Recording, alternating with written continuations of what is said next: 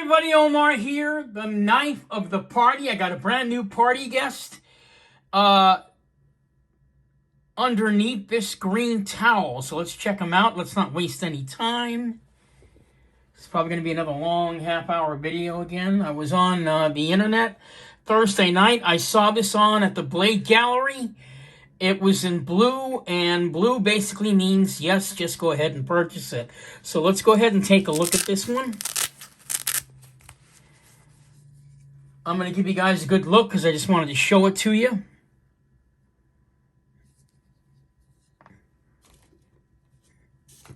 There he is, all in the fantastic glory.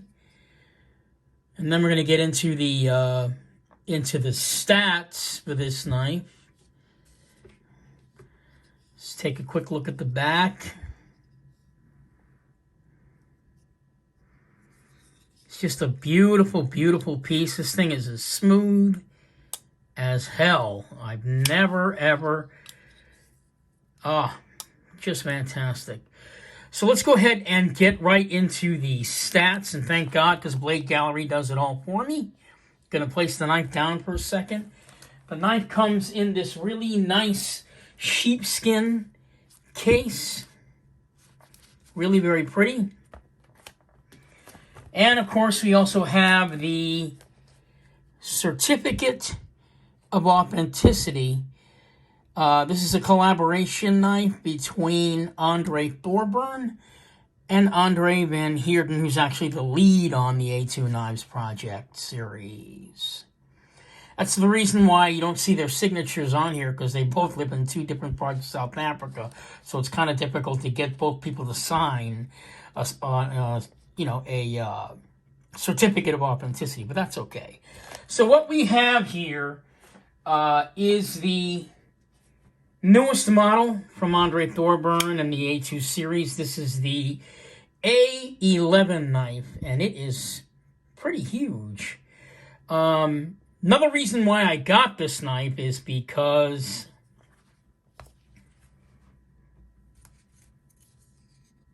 I have the A9, and I also have the A10 as well, which is the model before this one. So they actually released two new models in the A2 series. So I want to get back to these two knives in a second, but let's just talk about, do the stats on this one first, and then we'll get into the discussion. So the blade length is 3.5 inches overall. The total length of the knife is 8 inches. The item weight is 3.4 ounces. It's real light. Real light. That's one of the things, too, that I like, is that there's not a lot of big knives out there that are light. Usually, big knives usually have a lot of heft to it. And this knife has got some serious heft to it, but it's also a light knife, which I think makes it quite unique in anybody's collection. The blade steel is M390. We have fat carbon fiber in the blue. So if you guys aren't familiar with fat carbon fiber is slightly different than the regular marble carbon fiber. The marble carbon fiber, or marble carbon fat fiber, is actually called artesian carbon fiber, and it has ingrained colored resins in it, as you guys can see. We got a nice titanium pocket clip. A beautiful drop point blade, modified drop point blade. This one's got like a swedge on it, right there. It comes down to like this sort of swedge on the knife. We have blue titanium liners and a carbon fiber back spacer. The knife runs on ceramic ball bearings, so it's very, very smooth. Very smooth. Although I had a discussion with J.D. Van de Winter, I guess last night on Instagram, we kind of got talking. because I'm actually in the works of ordering a knife with him too. But we were talking, and he was telling me that if a knife maker really knows, if a knife maker really wants to, they don't. I mean, I guess what I'm saying is that ceramic bearings aren't really necessary. The only reason why you would have ceramic bearings, because ceramic bearings don't necessarily make the knife smoother. That's not why knife makers use them. Really good knife makers can make a steel ball bearing knife just as smooth as ceramic bearing knife. The reason that knife makers use ceramic bearings as opposed to stainless steel ball bearings is that the main reason is that the ceramic bearings, they don't generate friction, so therefore they don't need to be oiled, and there's no, there's no heat, so you won't get any shoddy action.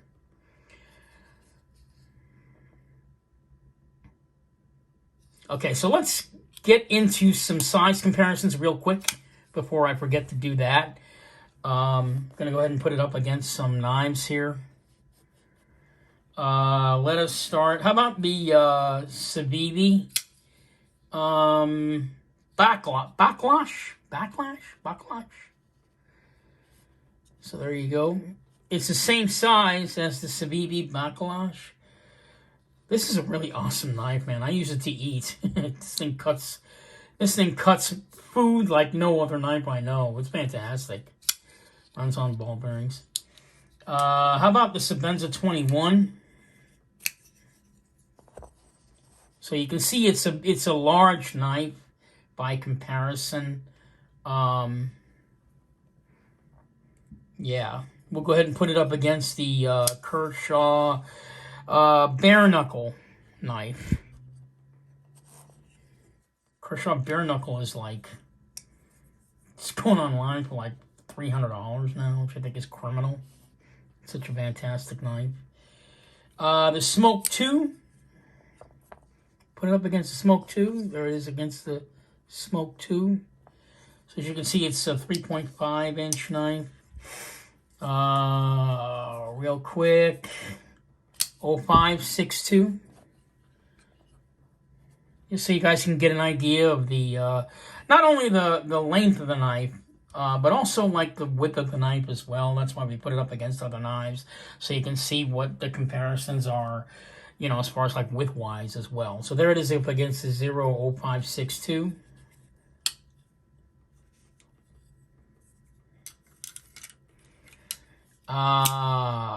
Spyderco Swiss Bowie.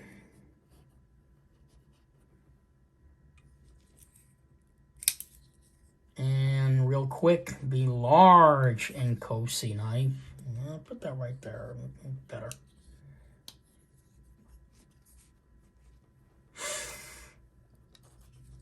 And of course, the biggest knife I have in my knife collection, the Clyde Challenger Raptor. God, this thing is like freaking huge monster.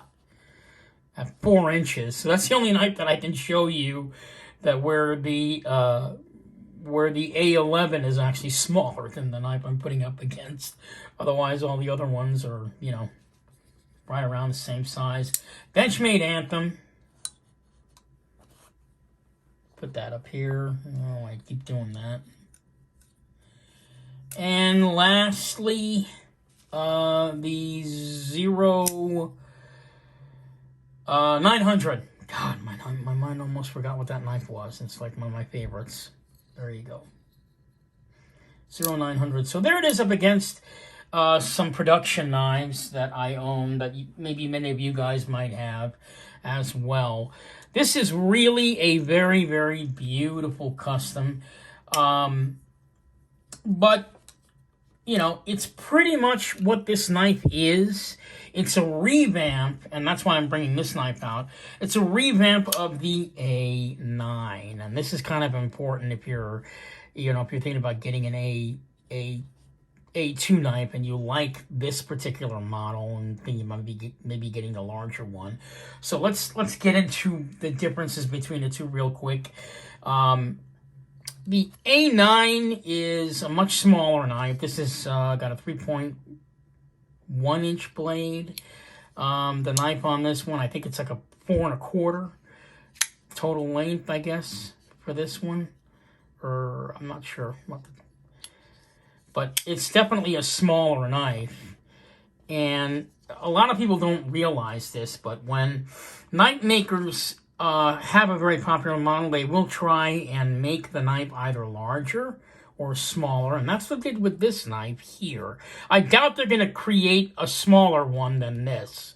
I'm not sure, but it could happen, but I don't think so. But if you look at these two knives here, they're basically the same knife, but they're a lot larger. However, the ergonomics have completely changed, and I'm gonna explain. The ergonomics on the A9 are perfect. All right, it's perfect for anybody that's got small hands like myself. All right, and that's one of the things that knife makers are challenged with, is that people have different size hands. So how do they create a knife ergonomically for everybody? Well, obviously they do that. The way they do that is they create different size knives.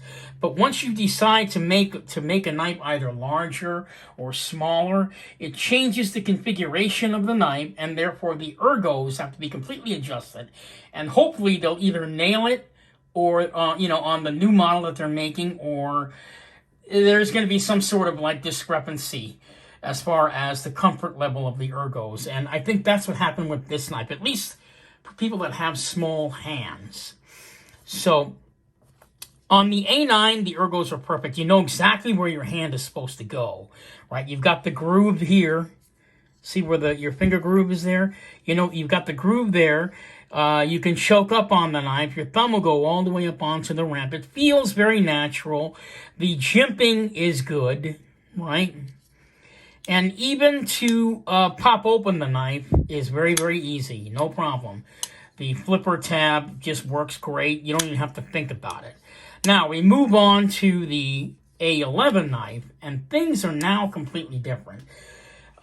Same size, same configuration, but just elongated. But now the ergos have completely changed over when you use the knife. I'm going to show you. If you look at both knives, they both have this finger choil groove, right? So over here, it's up a little higher. So you naturally know that the finger choil groove, or the separation, which is this lumpy part, there's your index finger, and then your middle finger goes right in between. I guess you would call it that lump. That's what I'm going to call it, the lump. In between the lump, and it's very, very comfortable. We move over to the A11, and it's completely different now. Your mind isn't, I'm holding it now, and I'm not even sure where my finger is supposed to go, because my hand is naturally acting like it's still this knife. The problem is, if I do that, I still have all this space up here, because the finger groove is elongated, so you're not quite sure where your fingers are supposed to go. And it turns out it's no longer a one-finger choil, but now it's a two-finger deal. So here's what happens. Two fingers go on to this elongated, I guess I'm going to call it the finger groove, or whatever you want to call it, right? And then your ringer finger and your pinky kind of get separated, and there's the lump right there in the middle. It's comfortable, right? But your brain doesn't quite get it right away. You're still doing that, and it feels weird, and then you shift your hand over, and you're like, okay, I can work with that. But yet your brain doesn't quite get it quite as fast as if you're holding this knife, if that makes any sense to you. So it works, but it doesn't work, because your brain has to kind of refunction itself just to hold the knife. But once you find it, it's very ergonomically comfortable.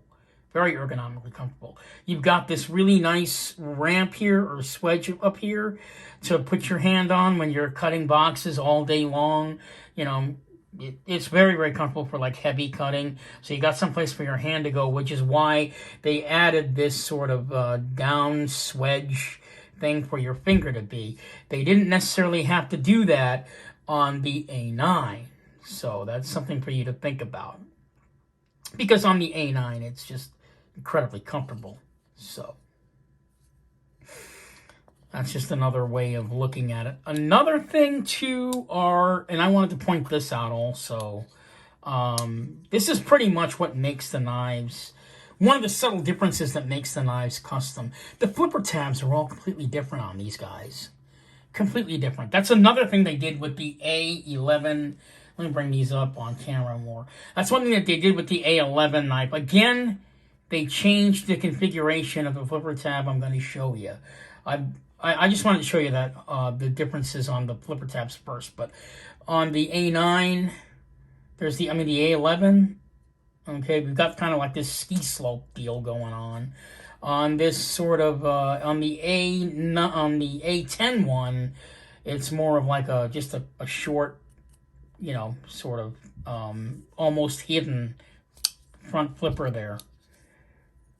Yeah, but it works really well, and it's perfect aesthetically. That's why they did that, to match with the configuration of the knife, because this is a very slim knife, so therefore they wanted a matching front flipper toggle to match that. And then of course we've got the A9 knife, which is just a round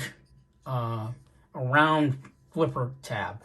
Now I'm going to explain why these two here are different, putting aside this one, of course, because this is not anywhere near the same as these two. But on the A9, because the knife is so small, they don't have to do anything special to the front flipper toggle. It can just be round, okay? And your hand can easily hit it every time. You don't even have to think about it. It's just, boom, it's open. Can I do it with my index finger? Yeah, boom, you're done. You know, you don't even have to think about it. It's just done. With the elongated, longer, larger A11, they had to do kind of a modification to the flipper tab. They couldn't make it round like the A9. They had to have this sort of like I'm going to call it like a ski slope. And the reason that is again, the knife is very big in your hand. So they fashioned it because they began to realize that most people's thumbs will grab in this area. So they made this sort of ski slope where you can just easily hit it and you won't even have to think about it. So they had to modify the flipper tab at an angle because your hand will always open it this way. And it works perfectly as an index flipper as well. So that was really well thought out, not only, ergonomically. And also the jimping on it is perfect. It's absolutely perfect. This is something, the jimping on the A2 series, that's something that I think where they were influenced by production knives in a way, because this is sort of like a production knife front flipper toggle as opposed to a total custom front flipper toggle. I'm going to show you with my Thorburn L38. If you look at the L38, there's not much jimping on it. It's just up at the tip top. And you've got this sort of very, very smooth flipper toggle there. That's a total custom. They did that for aesthetics and I guess to make it, you know, more artsy, I guess. It works, but it's not as comfortable flipping. As you can see, my index finger just slipped off of it for a second. But it's not as comfortable flipping as, you know, the A11 or the A9. It's just real quick, real fast, no problem. I mean, on this knife, and this is the other one that I own, this is the L48 Thorburn front flipper. Same exact flipper tab. This is the way Thorburn makes his front flipper, as opposed to him working with Van Heerden with this design. That was another thing I wanted to mention. The A2 knives, what makes the A2 knives so unique is that it is strictly or straight 50-50 design. They both designed the knife together, which is kind of an odd thing. Usually in the case of custom knives, say like Clyde Challenor Raptor, we've got Francois Nel as the designer of the knife, right? And Clyde Challenor is the one that takes the design and brings the design to life and makes it a real knife. But in this case, we've got two knife makers designing a knife, right? And it's 50-50 straight down the line. We've got Andre Van Heerden carving out the handles on the knives. And I believe he grinds the blade. And the person that's responsible for the fit finish and all the other things that need to be taken care of on the knife, including putting the knife together, that's Andre Thorburn. But they both designed the knife. It's both their influence as far as the design of the knife goes.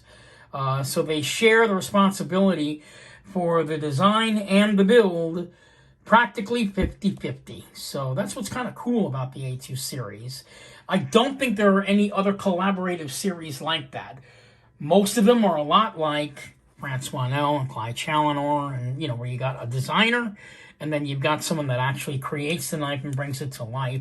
Here we've got a 50-50 deal going, and that's why their A2 series is so it's so compelling, because it's almost like a crossover. I mean, you can see the little subtleties that the knife makers have done in this case to make it more accessible to the non-custom. I don't want to say this, but they kind of made it a little bit more accessible to the non-custom, I guess, layman, someone that would, probably wouldn't be able to cross over right away and get something like this. They're going to need some things that aren't changed, like the flipper tab and the ergonomics. They're not willing to sacrifice all that for a really nice custom. So the A2 series kind of fills that mode for a lot of knife makers. Not knife makers, but knife users, I guess. I mean, because if you're somebody that's used to having, say, a Benchmade a lot, and now you're thinking, well, you know what, I like a Benchmade, but maybe I might want to get a custom. I mean, you could, in essence, go with, maybe an Andre Thorburn, but if you're not ready for this, not only price-wise, but maybe the ergonomics, because you know how it is. You buy a knife, and there are people out there that actually own knives that they got rid of because they're just not comfortable with it as far as the ergos go. So they get rid of it, and then they get something that's more ergonomically comfortable. So in the case of A2, they kind of feel that they've satisfied that market. You can still have a custom knife and yet still feel like you're holding a production piece in your hand to some degree. And I think that's kind of like the purpose of the A2 series knives, because I mean, if you take a look at an Andre Thorburn piece straight out, I mean, it looks nothing like a production knife, not only aesthetically, but even ergonomically. I'm not saying that the ergonomics were not taken into consideration, but there's more leeway, for a knife maker, because, I don't know, maybe they're assuming that people that get into customs have handled just about every production knife, and now they're looking at, customs because they want to see knives as art. Well, with the A2 series, you get the best of both worlds. I mean, this is, you can't shy away. You're not going to shy away from it as a tool, but yet it's still aesthetically much more pleasing than, say, a plain gray titanium knife that's ergonomically comfy, but, after a while, aesthetically, it leaves me less satisfied. But yet, I love the knife. And that's what the A2 series does as far as I'm concerned. I think they fill that market where you're getting something a little fancier, but you don't lose any of the production qualities of what you actually have. And a lot of the A2 knives have not strayed that far away. I mean, if you look at this knife, doesn't this look a lot like the CRKT? Or couldn't you see this as like a custom CRKT piece?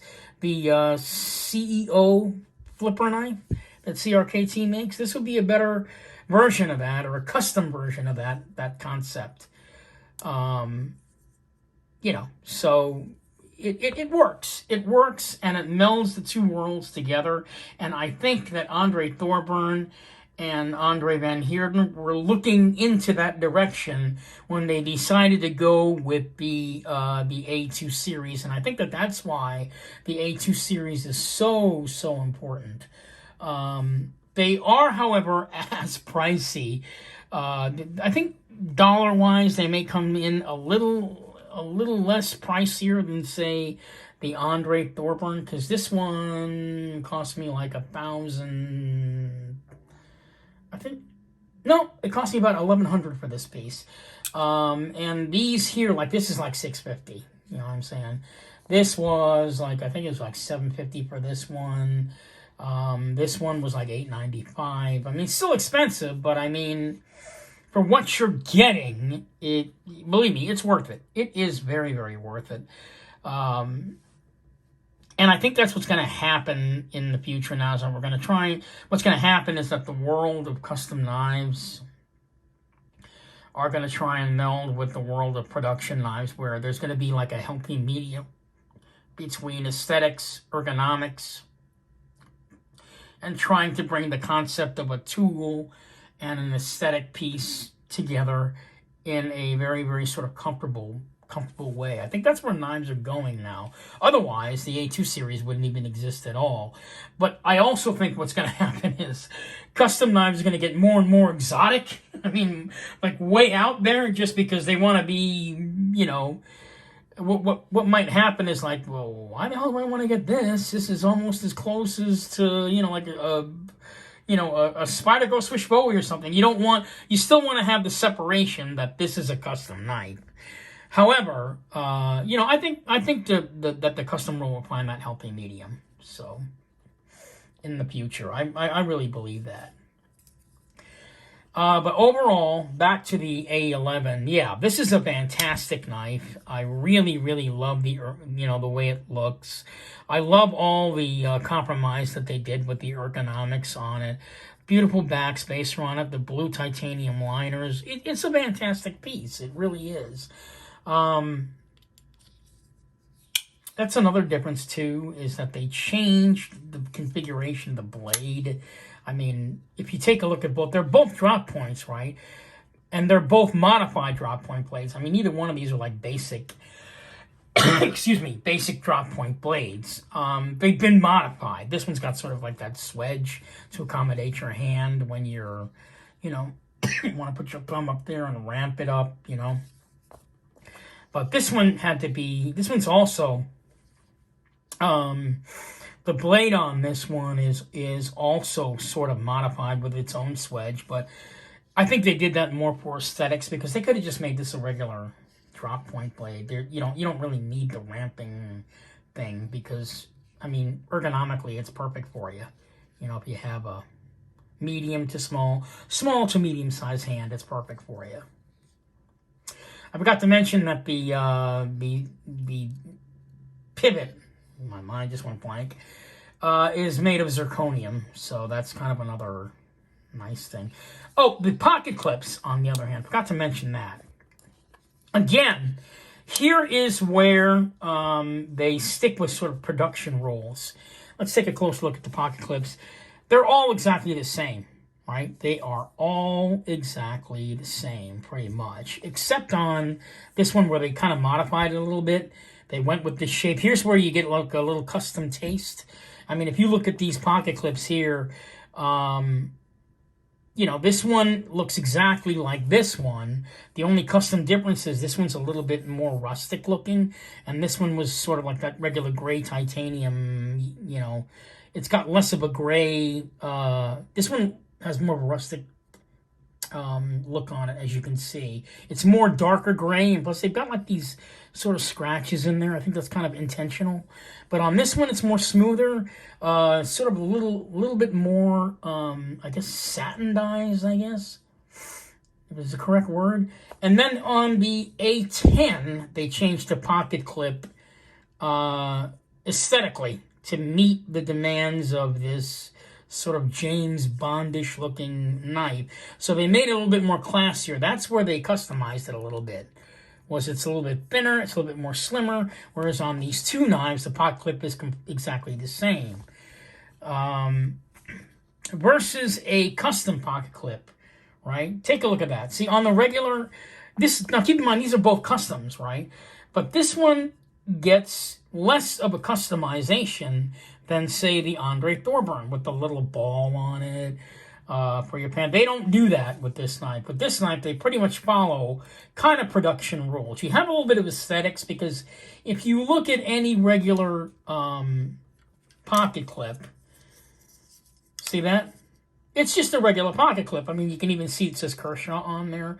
But look at how they mimic the design of the, say, like this Kershaw pocket clip to a certain extent. You know, it's just a regular pocket clip. However, you don't see the name on there. They put a little sort of square design on the pocket clip to make it more custom. So you can see the, you know, where they compromised. Because they could have made up some sort of really super special pocket clip for these knives, but they decided to not do that and make it a little bit more like a production knife. For someone who's almost on his way out of production knives and maybe looking to get into customs, the A2 series really would fulfill that need for any knife maker out there that wants something new, something more exciting. The A2 knife will definitely satisfy that. And you can say you're carrying a custom, and you can still use it as a tool without feeling like this knife where it would be safe queened half the time, and you'd probably wind up using it lightly. It's just all in the game as far as how you look at custom knives.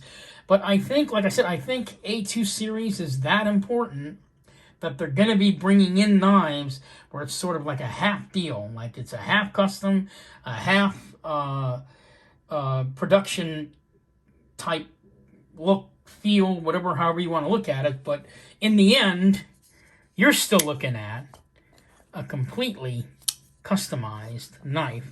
Why do I say that? Because all three knives on this table that have the feel of production, have the look of custom, all these three knives are one of a kind. They're all one of a kind. So you get all of the advantages of being a custom knife, and yet you don't lose any of the like production or the ergonomics of a production knife that you would want. So Andre Thorburn and Andre Van Heerden, in my opinion, absolutely nailed this market, which is going to be the topic of my next video as I close out this one. We're going to be taking a look at how custom knives, on my next video, we're going to be taking a look at how custom knives have influenced the future of production knives, and how the future of production knives, which I've done in this video, have influenced customs. So the world is coming together, and yet they're still able to stay apart. It's sort of Twilight Zone for knives. So interesting thought. Think about that while you're mulling over getting an A11 or an A10 or an A9. This is Omar with Knife of the Party. I hope you found this video sort of useful. I mean, I went over the knife fairly quickly, but I wanted to get over into the differences, you know, as far as the ergonomics and everything. So this is Omar, the Knife of the Party. I will see you guys in my next video. I hope you found this video interesting. Please, I welcome as many comments to this video if you found this useful at all, or this discussion useful at all. Please like, subscribe, make your comments. I would love to hear from anyone that's on my channel. I've got 400 and something subscribers now. I think it's 467 now. So I'm really happy. My channel is growing. And before I close out, I want to give a good shout out to my good buddy, Josh Nover. I believe I said his name correctly. If I didn't, I apologize for that. This is Omar, the Knife Shark Guy. And if I said his name wrong, I'm going to say it correctly the next time. This is Omar, the Knife Shark Guy. No, not Knife Shark Guy. Knife of the Party. Formerly Knife Shark Guy. Knife of the Party. Signing off. Hoping you've enjoyed this video. And I'll see you next time.